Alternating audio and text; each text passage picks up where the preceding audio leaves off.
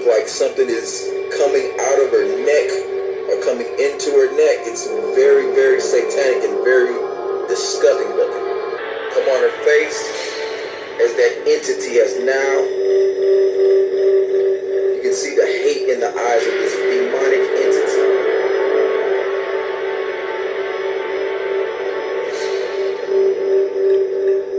Folks, this is not a joke. Millions of children, millions of young girls worship and idolize this demonic satanic witch. She is nothing more than a child molester, as all Satanists are. She's a child murderer. Her music is to destroy the souls of as many people as she can. Limonade Beach is a place of pilgrimage. Preachers from the most distant parts of the country come here to perform Guinea ceremonies and beseech the favor of Azuli, Mother Earth, the goddess of love, who is identified in syncretism with the Virgin Mary.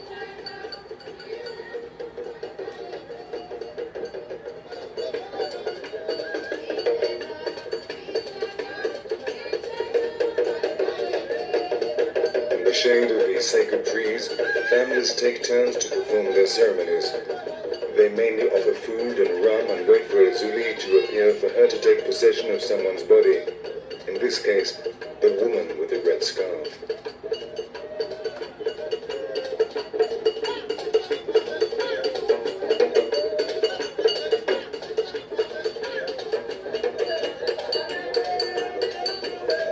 Azuli likes to flirt and seduces people without distinguishing between sexes.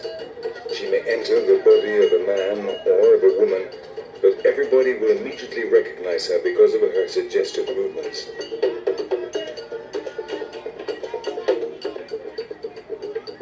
Each preacher recognizes different beings in this procession. Its syncretic translation would be the Virgin of High Grace, the Black Virgin or the Virgin of Monte Carmelo, and sometimes Saint Philomena, identified in Voodoo with the siren who comes out of the sea or out of fresh water.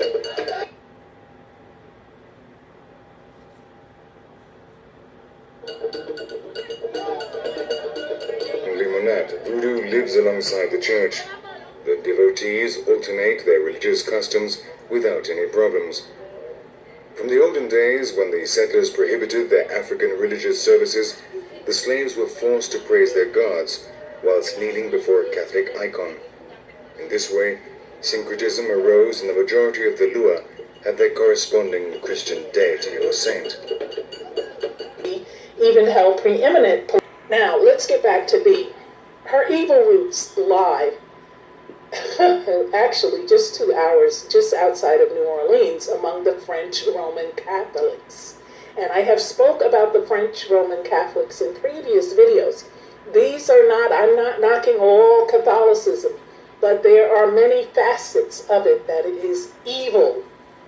In a search on Ancestry.com, it was found that Tina Knowles is a direct descendant of the famed Cajun voodoo priestess, Madame Marie Laveau. In fact, Tina showed her loyalty to these roots by having her 60th birthday party celebrated at Jackson Square, which is a historic spot in the French Quarter that stands in front of the Roman Catholic St. Louis Cathedral, designed and built by the Knights Templar. And this is the cathedral that was attended zealously by Roman Catholics, Madams Marie Laveau and Marie Delphine McCarty Lalaurie.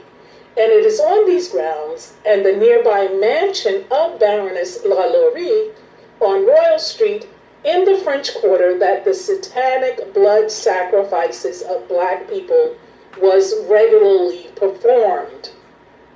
What a lovely place to host a birthday party.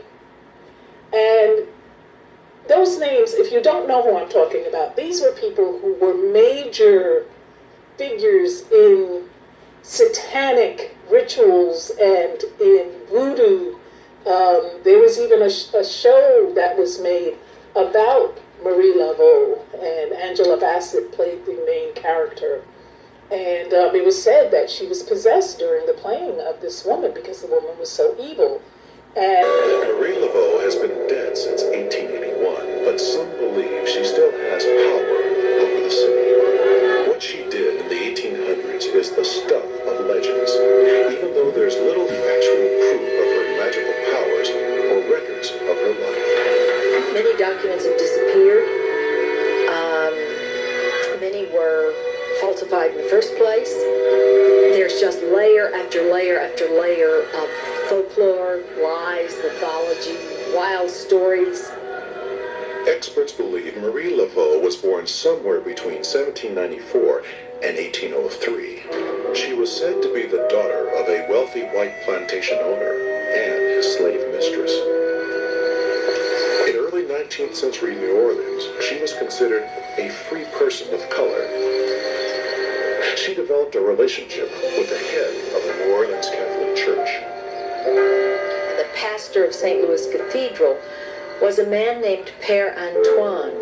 He works with the prisoners, the lowest of the low. He works to free slaves. And his chief companion in this work was Marie Laveau. Like many people in New Orleans, Marie Laveau was both Catholic and a voodoo believer. People in New Orleans went to Catholic Mass at St. Louis Cathedral in the morning and to Congo Square for voodoo ceremonies in the afternoon. Congo Square was voodoo central in New Orleans, where free people of color and slaves gathered for voodoo ceremonies on Sundays.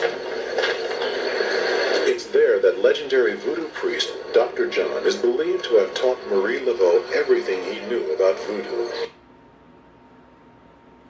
including how to formulate a powerful charm called Grigri. Power and relationship with Catholic pastor Père Antoine allowed her to do something that would be blasphemous in any other church. Marie Laveau could conduct what were, in effect, voodoo ceremonies at the altar of the largest Catholic church, the Cathedral of the Louisiana Purchase. 2,000-year-old archaeological discovery identifies Allah by name with the story of Lucifer and the mother of harlots. In 4 ancient sites in Turkey, uncovered cuneiform tablets upon which was written the story of Allah some 4,000 years ago. That's 2000 BC. The tablets show the epic of Atrahasis, revealing that the ancient goddess known as Ishtar, the Hittite goddess of war, love, fertility, and sexuality, Ishtar was the queen of harlots, the mother of harlots, and the snake beast god known as Aslashtaron, which is another for Allah, who is actually mentioned in the epic by name as Allah. These two, Ishtar and Allah, are identified as being one and the same, a transsexual entity exhibiting both male and female natures. Now I have to stop right here for a moment and remind America of its growing sexual identity perversions that are prevalent today. Transsexualism is born of Satan. And now we learn that the original transsexual demonic deity was none other than Allah. And you should be experiencing a huge aha moment right now. Ishtar, the Arabian Alat, the female consort of Allah, and the very name of Allah as the same deity are all found in these inscriptions, along with Allah's identity as a Venus goddess, symbolized by the crescent moon, that's why he's called the moon god, and the planet Venus. These are still used as symbology for Allah today. The crescent moon and Venus, appearing like a star next to the crescent moon, which is the morning star, Venus, the morning star.